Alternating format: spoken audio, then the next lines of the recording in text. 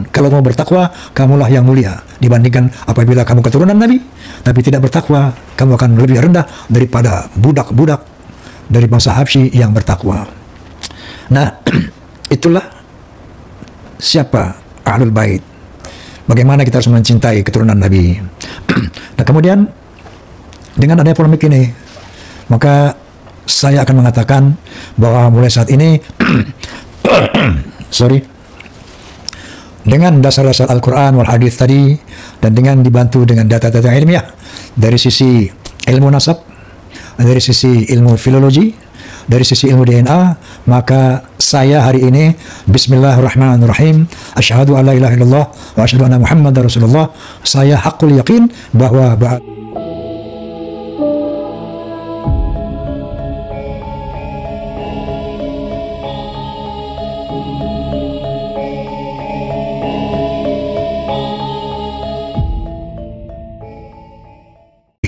adapun mengenai polemik nasab, podcast Bisikan Roma telah merajut berbagai sumber dari polemik ini, mulai dari Guru Gembul, kemudian dari Kiai Haji Imaduddin yang berbicara tentang nasab, sejarah nasab, kemudian ada Gus Romel sebagai pembanding dari Rabithah Alawiyah, kemudian ada juga Dr.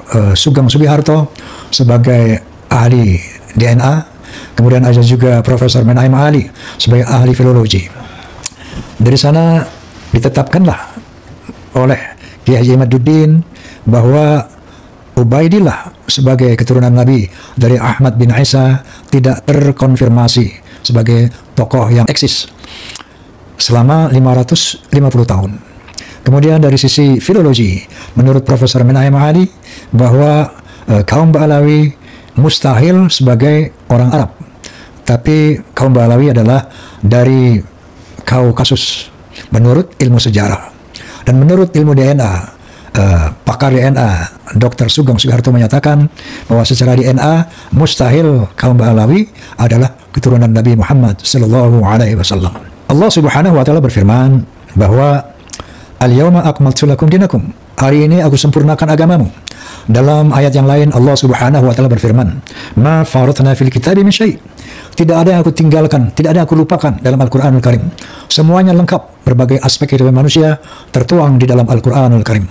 Bahkan seorang sosiolog Profesor Dr. Arnold Toynbee setelah membaca Al-Quran, beliau berkomentar, Islam is not only a religion, but it also a way of life and a whole civilization.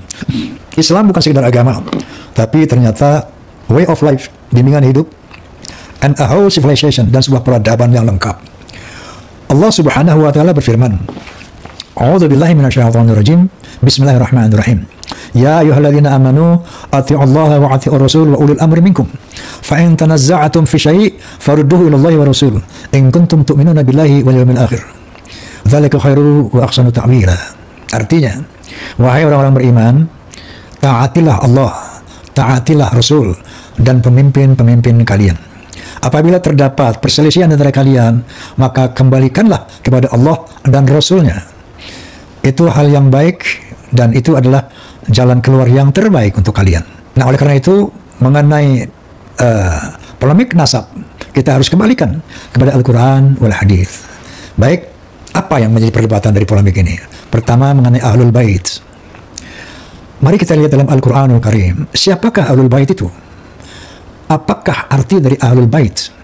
Ahlul Bait secara bahasa, secara lugah, Ahlu al-Bait, ahli rumah, artinya penduduk rumah, penghuni rumah. Ahlul Bait adalah orang-orang yang ada dalam rumah. Dalam ini tentunya rumah Rasulullah sallallahu alaihi wasallam. Itu secara harfiah. Lalu Al-Quranul Karim berbicara, ternyata Ahlul Bait dalam surat Al-Ahzab 28-33 yang dimaksud Ahlul Bait adalah istri-istri Nabi sallallahu alaihi wasallam. Sebagaimana firman Allah Subhanahu wa taala, Ya ayuhan nabi qul li azwajika in kuntunna turidna al-hayata dunya wa zinataha fata'alaina wa umatti'akunna wa sarihkunna sarahan jamila. Katakan ya Nabi kepada istri-istri kamu, seandainya kamu menginginkan dunia dan perhiasannya, fata'alaina, kemarilah, umatti'kunna, aku berikan kamu hadiah, wa usarihkunna, dan aku ceraikan kamu sarahan jamila, dengan cara bercerai yang baik. Wa in kuntunna turidna Allah wa rasul wa darul akhirah fa inna Allah a'ada lil muhsinati minkunna ajran 'azima.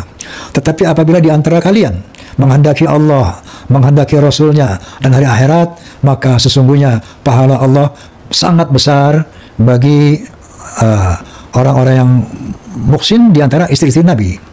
Nah, jadi dari dua ayat ini kita melihat bahwa Allah memerintahkan kepada Nabi Muhammad, kepada istri-istrinya, kalau mereka menginginkan dunia dan isinya, diperintahkan diceraikan oleh Allah.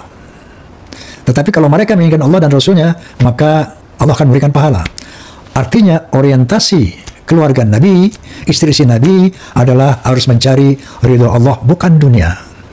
Lalu ayat berikutnya Allah SWT berfirman, Ya nisa'an Nabi, may ya'ti minkunna bi fahishatin mubayyinatin yudha'af lahul 'adzabu dhi'fain.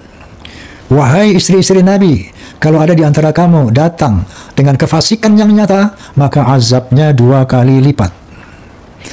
Artinya kalau istri-istri Nabi itu berbuat kefasikan, azabnya 2 kali lipat. Tapi sebaliknya, wa man yaqanut minkunna lillahi wa rasuli wa ta'mal shalihan nutiha ajraha marratain. Tapi sebaliknya, kalau istri-istri Nabi itu taat kepada Allah dan Rasulnya dan berbuat hal-hal yang saleh, maka pahalanya pun 2 kali lipat. Nah, ini khusus untuk ahlul bait ya, istri-istri Nabi, keluarga Nabi. Kalau dia berbuat kesalahan besar, dosanya dilipat gandakan.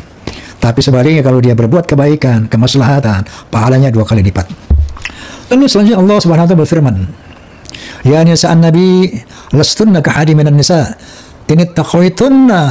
Wahai istri Nabi, kamu tidak seperti perempuan-perempuan lain kalau kamu bertakwa. Jadi dasar kemuliaan istri-istri Nabi adalah takwa Allah. Kalau kamu bertakwa, maka kamu beda dengan perempuan-perempuan lain. Selanjutnya Allah Subhanahu wa taala berfirman, wa qarna fi buyutikunna wala tabarrajna tabarrujal jahiliyatil ula wa aqimna shalah wa atina zakah wa atina Allah wa rasul. Dan kemudian tinggallah kamu dalam rumah, nggak boleh keluar rumah, wahai istri Nabi, dan jangan berbuat kejahiliahan seperti orang jahiliyah dulu. Jangan berhias, jangan berbuat seperti orang-orang perempuan-perempuan jahiliyah dulu. Wa aqimna shalah, tegakkan salat, wa atina zakah, laksanakan zakat, wa ata'ana Allah wa rasul, dan taatlah kepada Allah dan Rasul. Innama yuridullahu liyudhiba ankum rijsa ahla bait wa yutahhirakum tathhira. Sesungguhnya Allah akan membersihkan dosa-dosamu ahlul bait dan akan mensucikan kamu sesuci-sucinya. Dari Al-Ahzab 28-33 ini jadi jelas bahwa ahlul bait itu pertama adalah orang rumah Nabi. Ada satu hadis mengatakan bahwa Nabi SAW menyebutkan yang namanya Ali, Fatimah, Hasan dan Husain radhiyallahu anhum, ini ahlul baitku. Masih relate dengan Al-Ahzab bahwa ahlul bait itu adalah keluarga rumah, bukan keturunan. Nah, oleh karena itu pertama ahlul bait adalah orang-orang rumah Nabi, keluarga rumah Nabi. Akan dibersihkan dari dosa-dosanya, akan disucikan sesuci-sucinya seandainya mereka tidak melakukan perbuatan jahiliyah, seandainya mereka sholat 5 waktu, seandainya mereka membayar zakat, dan seandainya mereka mentaati Allah dan Rasulnya, baru Allah akan membersihkan dosa-dosanya dan akan mensucikan sesuci-sucinya. Inilah satu hal yang harus kita luruskan, bahwa ahlul bait itu satu adalah keluarga rumah tangga Nabi, bukan keturunan Nabi. Nah, banyak kita dengar akhir-akhir ini satu hadis yang dilontarkan oleh teman-teman dari Ba'alawi. Satu hadis yang berbunyi, qala Nabi SAW, taraktu fikum amrain ma in tamassaktu bihima lam tadillu abada, kitab Allah wa dzurriyyati, atau kitab Allah wa ahli. Aku tinggalkan kepadamu 2 hal, kata Nabi, yang apabila kamu berpegang kepadanya, maka kamu tidak akan tersesat. Menurut mereka, kitab Allah dan zuriyah Nabi, kitab Allah dan turunan Nabi. Sementara ada hadis lain yang sahih yang mengatakan, taraktu fikum amrain ma in tamassaktum bihima la tadillu abada, kitab Allah wa sunnati, atau kitab Allah wa sunnata rasulih. Aku tinggalkan kepadamu 2 hal, apabila kamu berpegang kepadanya, kepada keduanya kamu tidak akan tersesat selamanya. Pertama kitab Allah, yang kedua adalah sunnah Nabi, entah itu sunnah qauliyah, sunnah fi'liyah, atau sunnah takririyah. Dari 2 hadis ini, kira-kira yang mana yang logis? yang benar. Tentunya hadis yang mengatakan Quran dan sunnah Nabi. Ketika kita mengatakan Quran dan turunan Nabi, turunan Nabi ini nggak masuk. Apalagi mengaku turunan Nabi. Banyak di kalangan mereka yang bermaksiat kepada Allah. Apakah masuk akal kalau dengan berpegang kepada mereka maka kita akan tersesat? Oleh karena itu hadis yang paling sahih mutawatir adalah taraktu fikum amrayni ma in tamassaktum bihima lam tadillu abada, kitaballah wa sunnati. Aku tinggalkan kamu dua hal, ya, apabila kamu berpegang kepadanya, kamu tidak akan tersesat selama-lamanya. Al-Quranul Karim dan sunnah Nabi. Make sense. Masuk akal, rasional. Kalau Nabi mengatakan, kitabullah wa turunanku, ini Nabi berada nepotisme, tidak demokratis. Dan itu tentu saja tidak masuk akal. Inilah barangkali teman-teman, saudara-saudara kita dari para muhibbin, ya, terkontaminasi oleh hadis ini selalu didengung-dengungkan oleh mereka. Sehingga pimpinan mereka mengatakan, siapapun yang baca Quran, yang beramal Al-Quran, tapi kalau tidak cinta kepada habaib, sesat. Bagaimana status ulama? Ya, ulama warathatul anbiya. Terus bagaimana habaib? Ikuti Al-Quran tapi nggak ngikuti habaib, ahlul bait Nabi. Ini juga sesat. Karena hadis tadi mengatakan, kalau kau berpegang pada keduanya, tidak akan sesat. Karena mereka menafsirkan bahwa yang kedua itu adalah turunan Nabi, maka mereka berani mengatakan, yang tidak cinta Ba'alawi, walaupun memegang Al-Quran, dia sesat. Inna lillahi wa inna ilaihi raji'un. Ya, mungkin hal ini yang membuat kita para muhibbin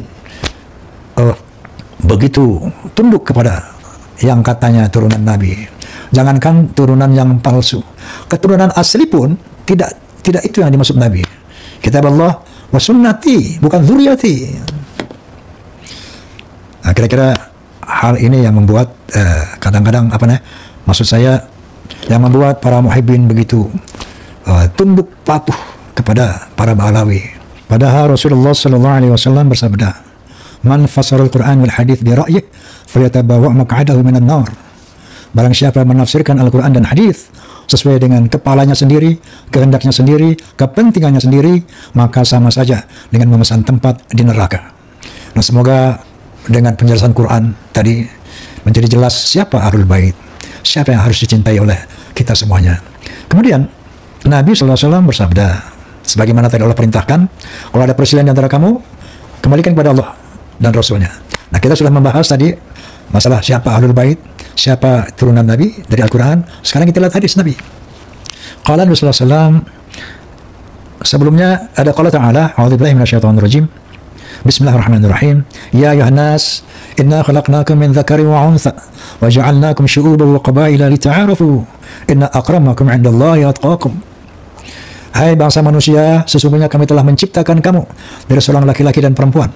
Dari sana aku jadikan kamu berbangsa-bangsa, bersuku-suku yang notabene berbeda warna kulit, bahasa, budaya, bahkan agama. Lita'arafu, saling mengenal. Lita'arafu, saling menghormatilah. Di sinilah kita melihat Al-Islam adalah suatu agama yang menghormati pluralitas. Karena pluralitas itu memang dikondisikan oleh Allah Subhanahu wa taala, bukan pluralisme. Ya. Kita diperintahkan umat Islam untuk menghormati siapapun manusia, dari manapun bangsanya, apapun agamanya bahkan. Lalu Allah Subhanahu wa taala berfirman, melanjutkan firman-Nya, "Inna akramakum 'indallahi atqakum." Sesungguhnya ketinggian derajatmu di sisi Allah, wahai manusia, yaitu takwamu, bukan dari mana bangsamu. Maka Nabi selesai menyatakan, la fadla li'arabiyyin 'ala ajamiyyin illa bitaqwa. Tidak ada kelebihan dari bangsa Arab di atas yang bukan Arab kecuali takwa. Kenapa Nabi mengatakan tidak ada kelebihan dari bangsa Arab, bukan bangsa Yaman? Karena Nabi adalah orang Arab. Rasulullah adalah dari Bani Hashim, orang Arab. Oleh karena itu Nabi mengatakan tidak ada kelebihan bangsa Arab dari yang bukan Arab kecuali takwanya. Oke. Kemudian selanjutnya Nabi SAW bersabda, Al-jannatu lil muttaqina walau kana 'abdan habasyian wan narul asina walau kana sayyidan quraisyan hashimian. Surga itu buat orang yang bertakwa walaupun dia budak dari bangsa Habsyi. Contohnya Bilal bin Rabah, bahwa Rasulullah menyatakan bahwa Bilal adalah ahli surga padahal dia budak. Wan narul asina walau kana sayyidan quraisyan hashimian. Dan neraka itu buat orang-orang yang berdosa, yang ahli maksiat, walaupun dia Sayyid, Quraisy dan Hashim, Bani Hashim, yang itu Bani Rasulullah. Dan Al-Quran pun telah menjelaskan secara gamblang bahwa keluarga Nabi kalau tidak bertakwa tidak akan masuk surga. Contohnya anak Nabi Nuh, Kan'an, masuk neraka padahal anak Nabi. Bapaknya Nabi Ibrahim alaihissalam, Azar, masuk neraka padahal bapaknya. Kemudian istri Nabi Lut alaihissalam masuk neraka padahal istrinya Nabi. Pamannya Nabi Muhammad SAW pun masuk neraka padahal pamannya Nabi. Allah telah begitu gamblang menjelaskan dalam Al-Quran Al-Karim bahwa Al-Islam dinul adil, agama yang adil karena Allah Maha Adil. Rasulullah adalah Rasul yang demokratis, bukan nepotisme. Bahkan pernah terjadi satu peristiwa di mana para sahabat tengah berkumpul dengan Rasulullah SAW. Lalu Nabi mengatakan SAW, aku rindu kepada saudara-saudaraku. Para sahabat bertanya, ya Rasulullah, bukankah kami saudara-saudaramu? Kalian adalah sahabatku. Lalu siapa saudaramu? Qala Nabi SAW, Tuba liman ra'ani fa'amana bi, thumma tuba liman lam yarani fa'amana bi. Atau kama qala Rasulullah SAW, beruntung orang yang bertemu aku, dia beriman kepadaku. Seperti para sahabat misalnya. Tapi lebih beruntung 3 kali ya Nabi menyebut. Orang-orang yang tidak ketemu aku, nggak pernah bertemu aku, tapi dia beriman kepadaku. Contohnya kita ini sekarang. Kita tidak pernah ketemu Nabi, kita tidak pernah berjumpa dengan Nabi SAW. Tapi kalau kita mengimani Nabi SAW, maka kata Nabi, itulah saudara-saudaranya Nabi SAW. Sama sekali Nabi tidak pernah mengutamakan zuriyahnya, keturunannya, tidak pernah. Bahkan ketika beliau mau meninggal dunia, yang diseru bukan ya zuriyati, tidak, ya ummati, ya ummati, ya ummati, umatnya yang dipanggil. Wa qala Nabi sallallahu alaihi wasallam, "Law anna Fatimah bint Muhammadin saraqat laqata'tu yadaha." Seandainya Fatimah binti Muhammad mencuri, aku potong tangannya. Inilah kepemimpinan Rasulullah yang begitu demokratis, tidak nepotis. Begitulah Islam, agama yang lurus, yang adil. Inna akramakum indallah atqakum. Dari bangsa manapun, dari turunan siapapun, kalau mau bertakwa, kamulah yang mulia dibandingkan apabila kamu keturunan Nabi, tapi tidak bertakwa, kamu akan lebih rendah daripada budak-budak dari bangsa Habsyi yang bertakwa. Nah, itulah siapa Ahlul Bait. Bagaimana kita harus mencintai keturunan Nabi. Nah, kemudian dengan adanya polemik ini, maka saya akan mengatakan bahwa mulai saat ini dengan dasar-dasar Al-Quran wal Hadis tadi, dan dengan dibantu dengan data-data ilmiah dari sisi ilmu nasab, dari sisi ilmu filologi, dari sisi ilmu DNA, maka saya hari ini bismillahirrahmanirrahim, asyhadu an la ilaha illallah wa asyhadu anna muhammadar rasulullah, saya hakul yakin bahwa Ba'alawi bukan keturunan Nabi Muhammad sallallahu alaihi wasallam. Namun demikian, saya akan tetap mencintai mereka-mereka sebagai sesama muslim, sebagai sesama orang beriman. Karena Allah Subhanahu wa taala berfirman, "Innamal mu'minuna ikhwatun fa aslihu baina akhwaikum." Sesungguhnya orang-orang beriman itu saudara, maka damaikanlah sesama saudaramu. Maka saya berkomitmen, walaupun mereka bukan turunan Nabi, tidak akan pernah berkurang cinta saya kepada mereka, tidak akan pernah berhenti persahabatan saya kepada mereka.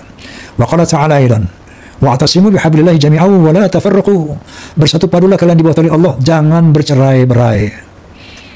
Jadi pernyataan sikap saya ini juga akan saya tunjukkan bahwa saya tidak akan melakukan pembatasan kepada saudara-saudara dari kaum Ba'alawi, walaupun saya sudah yakini bahwa mereka bukanlah turunan Nabi.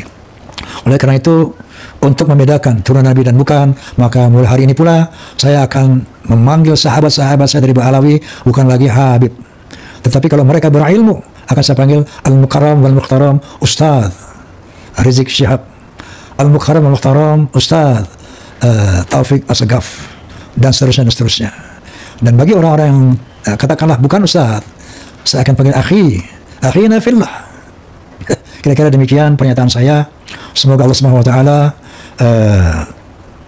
meridhoi dan meluruskan apa yang saya nyatakan.